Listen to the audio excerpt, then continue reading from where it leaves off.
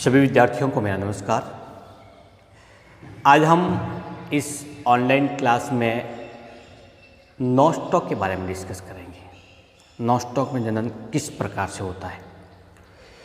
ये topic BSc first year के subject botany से संबंधित है। और कौन से पेपर से हैं? सेकंड पेपर से, माइक्रोबायोलॉजी जिसको हम पढ़ रहे हैं।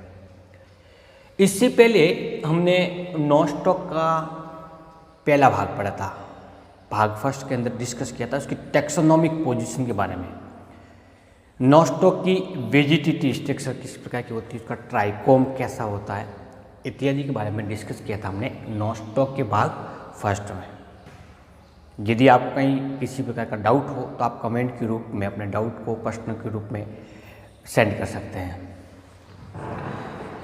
नॉस्टॉक जो कि सहजीवी जीव के रूप में अथवा असहजीवी जीव के रूप में अपना जीवन यापन करते हुए नाइट्रोजन फिक्सेशन का कार्य करता है, इसलिए ये इकोसिस्टम के लिए बहुत ही महत्वपूर्ण होता है। इसमें कोशिका भित्ति म्यूकोपेप्टाइड की बनी होने के कारण कि वैज्ञानिक इसको साइनोबैक्टीरिया मानते हैं, जबकि प्लांट के समान पिगमेंट प्रेजेंट होने के कारण इसको प्लांट सेल भी मानते हैं। प्लांट के रूप में इसको एल्गी के साथ में पढ़ा जाता है अथवा साइनोबैक्टीरिया के रूप में बैक्टीरिया के साथ में पढ़ रहे हैं। नॉस्टॉक में जनन किस प्रकार से होता है इसके बारे में हम डिस्कस करेंगे। अन्य जीवों की तरह ही नॉस्टॉक में भी जनन की दो प्रोसेस है। एक प्रक्रिया कहलाती है वेजिटेटिव और रिप्रोडक्शन अर्थात कायिक प्रवर्धन, इसको हम अलैंगिक जनन भी कह सकते हैं। और दूसरी विधि होती है वो लैंगिक जनन की। आज हम केवल और केवल वेजिटेटिव रिप्रोडक्शन के बारे में डिस्कस करेंगे। वेजिटेटिव रिप्रोडक्शन नॉस्टॉक में कई प्रक्रियाओं के द्वारा संपन्न होता है, जिसमें से पहला है खंडन द्वारा बाई फर्मेंटेशन। सामान्यतः एक ट्राइकोम है जो फिजियोलॉजिकल फैक्टर के द्वारा, कार्यकी कारकों के द्वारा अथवा यांत्रिक कारकों के द्वारा, मैकेनिकल प्रोसेस फैक्टर के द्वारा ये दो भागों में विभक्त हो जाता है, दो से अधिक भागों में विभक्त हो जाता है, टूट जाता है। इस प्रकार की टूटने की क्रिया को नाम देता है खंडन। अब खंडन से क्या हुआ, बहुत सारे खंड बन गए। ये प्रत्येक खंड एक स्वतंत्र रूप से ग्रोथ करते हुए वापस एक नए नॉस्टॉक तंतु का निर्माण करता है। खंडन के द्वारा जनन होने के कारण ये शीघ्रता से अपने आवास में फैल जाता है, चाहे वो स्थलीय आवास हो अथवा अलवणीय जलीय आवास हो।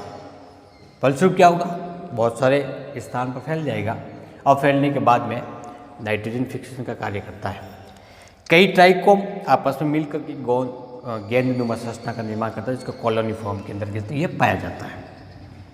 तो जो पहला वेजिटेटिव रिप्रोडक्शन है वो कौन सा है? खंडन के द्वारा। और खंडन एल्गी का एक सामान्य गुण है जिसके द्वारा फिलामेंटस एल्गी जनन करती है। दूसरी जो प्रक्रिया है या विधि है उसको नाम देते हैं हार्मोगोनिया। हार्मोगोनिया होते क्या है? हार्मोगोनिया क्या हुआ? ये एक ट्राइकोम है जिसमें ये मालाकार कोशिकाओं के रूप में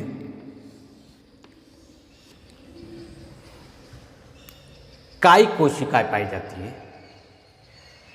अब ये काई कोशिकाएं, एक से अधिक काई कोशिकाएं जो श्लेष्मीय आवरण के अंतर्गत बंधित है, तो श्लेष्मीय आवरण थोड़ा सा मोटा हो जाता है।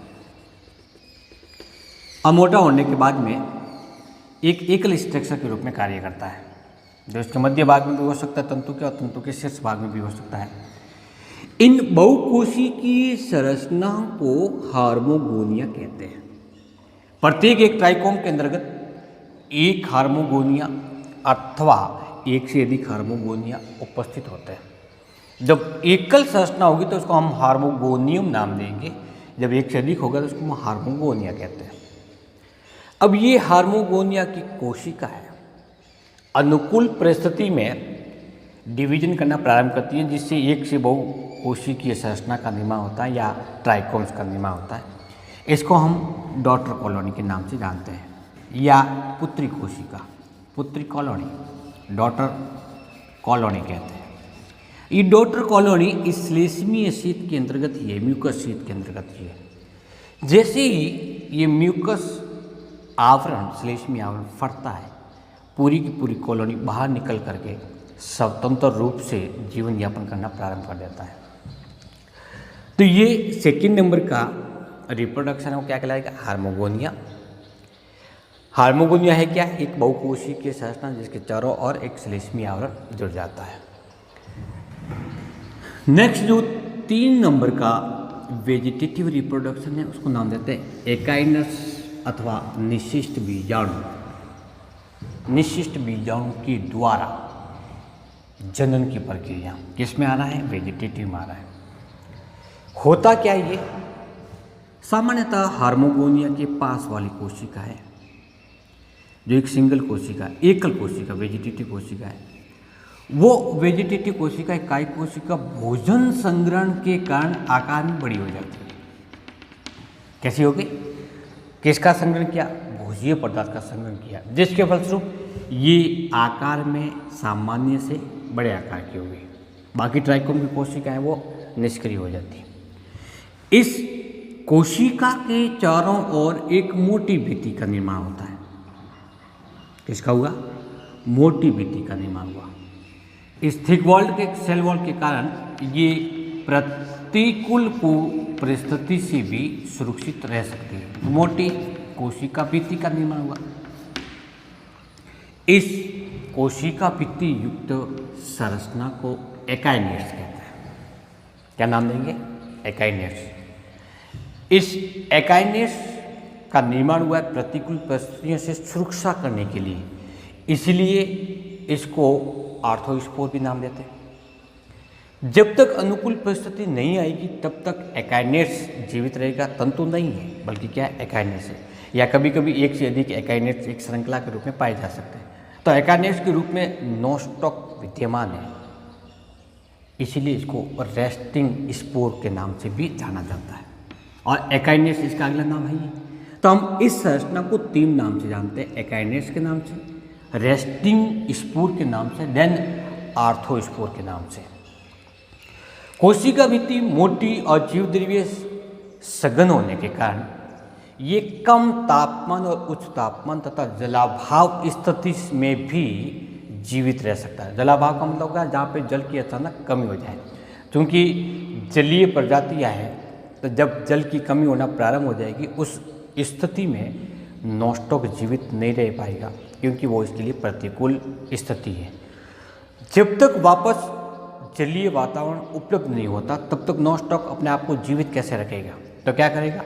एक कोशिका या एक से अधिक कोशिका में चारों तरफ मोटी कोशिका भित्ति का निर्माण करेगा।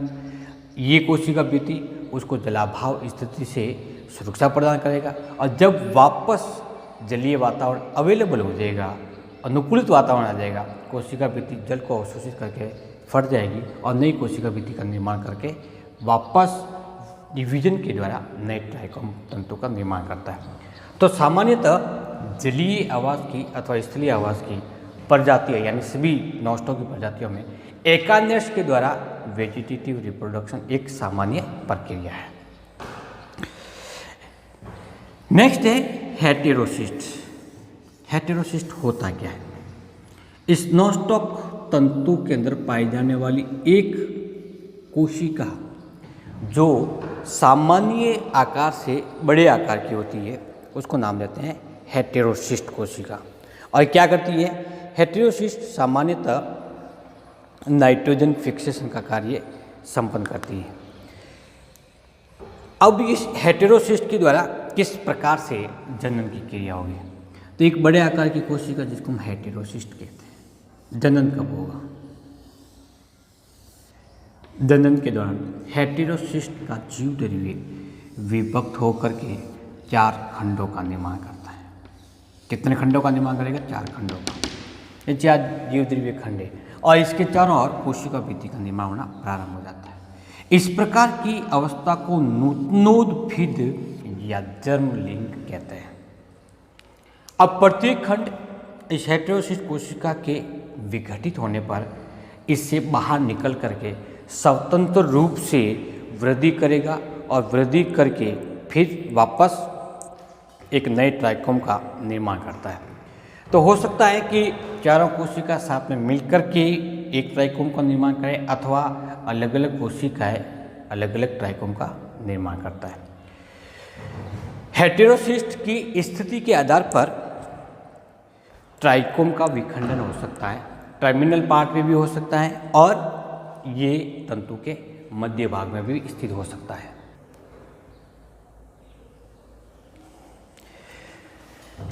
जिस प्रकार से नॉस्टॉक कम्युनी में हेटेरोसिस्ट के द्वारा जनन होता है, ठीक इसी प्रकार से इस प्रजाति में और नॉस्टॉक माइक्रोस्कोपिकम में अंतःबीजाणु या एंडोस्पोर से वेजिटेटिव रिप्रोडक्शन होता है।